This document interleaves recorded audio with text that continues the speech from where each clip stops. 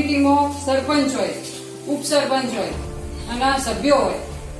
સભ્યોની બેઠક કઈ રીતે હોય ગ્રામ પંચાયતમાં કે વસ્તી પ્રમાણે હોય.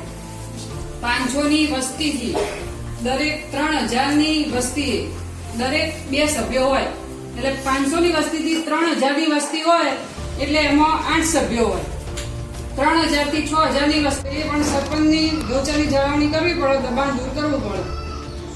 બરાબર. હવે ઉપસરપંચનું શું કાર્ય કે સરપંચ રજા ઉપર જાય તો એનો ચાર્જ ઉપસરપંચને આપવામાં આવે કે સરપંચ રજા ઉપર ગયા હોય તો સરપંચની ગેરહાજરીમાં બધા કામો ઉપસરપંચ કરશે. અને સભ્યો તો અત્યારે આપણે કેટલા સભ્યો સરપંચ અને ઉપસરપંચ થઈ ગામની આપણે 9 છે.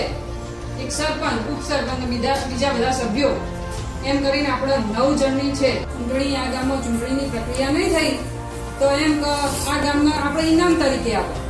બીજી વાર આવ્યા એટલે 5,75,000નું સરકારે પંચાયતને ઇનામ આપ્યું કે ચૂંટણી પ્રક્રિયા નહીં થઈ, એમને ચૂંટણીની પ્રક્રિયા સરળ બનાવી દીધી. એટલે સમરસનો મતલબ કે સરપંચ ઉપસરપંચ તો પછી નક્કી થાય. જ્યારે સરપંચની પ્રથમ બેઠક નક્કી થાય, સરપંચ આવે નવા એટલે પહેલા સરપંચને બોલાવવા પડે ને.